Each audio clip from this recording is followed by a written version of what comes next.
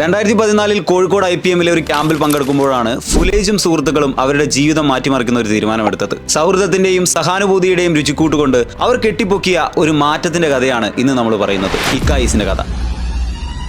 അന്നൊരു കുട്ടിയുടെ വിദ്യാഭ്യാസത്തിനായി ഫണ്ട് സ്വരൂപിക്കാൻ ഇറങ്ങിത്തിരിച്ചവർ അവിടെ നിന്നും ആഴത്തിലുള്ള ചാരിറ്റി പ്രവർത്തനങ്ങളിലേക്ക് എത്തിപ്പെടുകയായിരുന്നു. പിന്നീട് ലോക ശ്രദ്ധയാകർഷിച്ച ഓപ്പറേഷൻ സുലൈമാനി മുതൽ പല സാന്ത്വന പ്രവർത്തനങ്ങളുടെയും അണിയറയിൽ ഇവരുണ്ടായിരുന്നു. ഒടുവിൽ സ്വന്തമായ ഒരു സോഷ്യൽ ഇനീഷ്യേറ്റീവ് സ്റ്റാർട്ടപ്പ് തുടങ്ങണമെന്ന തീരുമാനത്തിലേക്ക് വരെ അത് എത്തിച്ചേർന്നു. അങ്ങനെ കോഴിക്കോട് നഗരത്തിലെ സാമ്പത്തികമായി പിന്നാക്കം നിൽക്കുന്ന പല സ്ത്രീകളിൽ നിന്നും നേരിട്ട് രുചി വിഭവങ്ങൾ ഏറ്റെടുത്ത് ഒരു മഞ്ഞ ഫുഡ് ട്രാക്കിലൂടെ ഇക്കായിസ് ജനഹൃദയങ്ങളിലേക്ക് ഓടിച്ചെത്തി. നിപ, കൊറോണ, പ്രളയം തുടങ്ങി ഭവനരഹിതർക്ക് ഭക്ഷണം നൽകുന്നത് മുതൽ ബ്ലഡ് ഡൊണേഷൻ ക്യാമ്പുകളും ദുരിതാശ്വാസ പ്രവർത്തനങ്ങളുമായി ഇവർ എന്നും ഒന്നാമതുണ്ട്. വിസ്മയിലുമായി സഹകരിച്ച് ഭിന്നശേഷിക്കാരായ കുട്ടികൾക്ക് തൊഴിൽ നൽകിയും ഇവർ വലിയ മാറ്റത്തിന് വഴിയൊരുക്കിയിരുന്നു. ഇന്ന് Dubai, UK, Bahrain, Sharjah, Kuwait എന്നിവിടങ്ങളിലൊക്കെയും ഇക്കായിസിന് ബ്രാഞ്ചുകളുണ്ട്.